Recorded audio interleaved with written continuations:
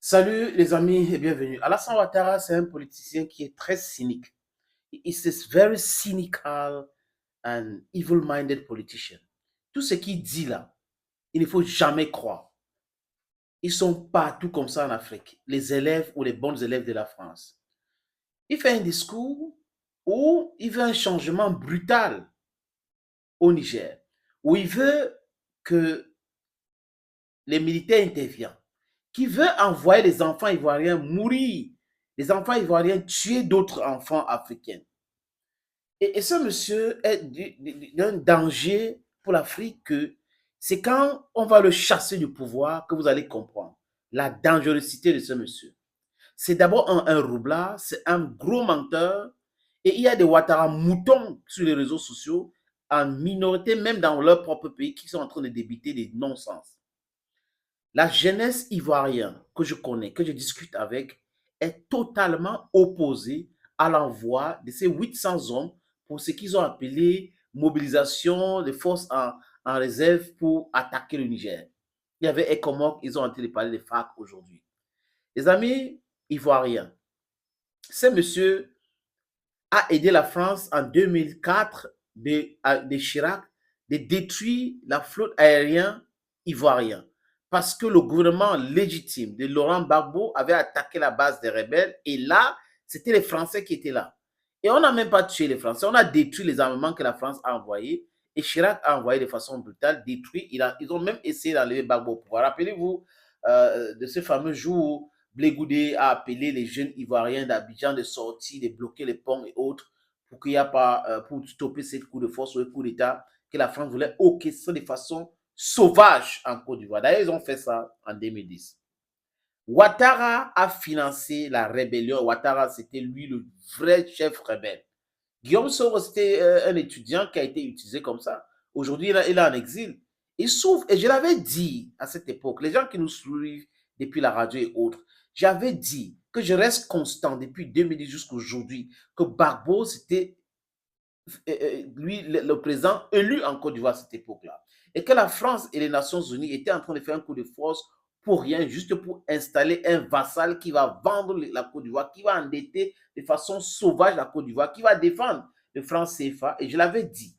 Et il y a quelqu'un qui m'avait demandé que si tu es devant Ouattara, tu vas lui poser cette question. Je dis oui, oui, oui. Je vais lui poser la question. Quitte à lui de répondre ou pas répondre. On s'en fout. On ne peut pas être complaisant avec des gens qui vendent l'Afrique. Il fait un discours. Et dans ce discours, il raconte du n'importe quoi. La Côte d'Ivoire n'a pas la force nécessaire pour faire la guerre, même avec le Mali, ni avec le Burkina Faso. C'est un fait. Ces gens-là sont même en guerre. Donc, si l'armée ivoirienne veut entrer en guerre, ça sera du nouveau, ça sera catastrophique. Pour se réadapter, ça sera un peu difficile. Et comment est-ce qu'en Afrique, Ouattara n'a pas demandé l'intervention militaire au Mali? Parce qu'il sait que c'est la frontière avec le Mali. Ils ont une frontière commune avec le Mali.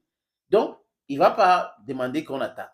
Avec le Burkina Faso, il ne va pas demander parce qu'ils savent, ou lui, il sait qu'ils ont une frontière commune. Donc, du coup, il ne faut pas essayer des choses comme ça. Mais comme c'est un peu loin, il demande l'intervention. Donc, le Tchad est sollicité, le Gabon est sollicité parce que voilà les pays qui ont encore des bases militaires françaises qu'il faut, la jeunesse tchadienne et gabonaise doit manifester pour qu'on enlève ces choses-là au Gabon et au Tchad. Le Tchad n'appartient pas à Ali Bongo ou la famille Bongo. Je vais dire le Gabon.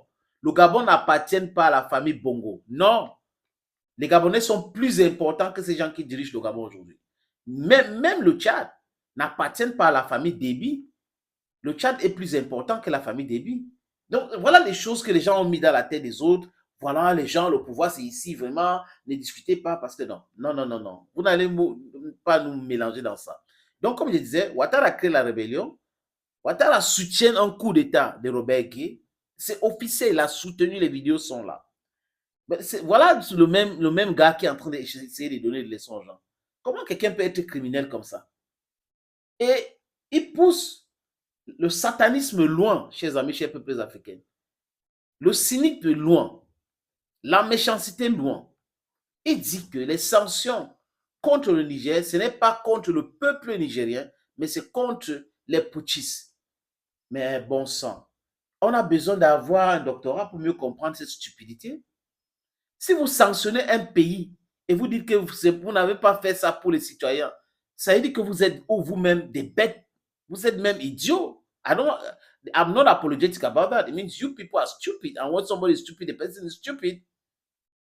I bet there is no excuse for that. Comment fermer l'espace aérien d'un pays et dire qu'on a fait ça contre les autorités et pas contre le peuple? Comment bloquer les ports, bloquer tout pour que les marchandises, rien n'entre dans le pays, les médicaments, même l'électricité a été coupée et vous dites que c'est pour les potistes? Vous êtes sérieux là? Ouattara n'est jamais sérieux. C'est un monsieur qui dit des contre-vérités et chaque fois qu'il ouvre sa bouche pour parler, c'est le mensonge. C'est le mensonge. Il faut jamais prendre Ouattara au sérieux. Ouattara n'aime pas les Nigériens. Ouattara veut tuer les Nigériens et Ouattara vient prétendre n'est pas vouloir au peuple nigérien, mais plutôt aux potistes au pouvoir, en sanctionnant, en bloquant les ports, en bloquant ceci, en poussant le Nigeria à suspendre l'électricité. Voilà donc des gens qui disent qu'ils sont des enfants d'Afrique. Non, ces gens-là sont des étrangers chez nous, dans notre continent et dans notre pays, Africa, Mama Africa. Thank you so very much. I love you. Bye bye.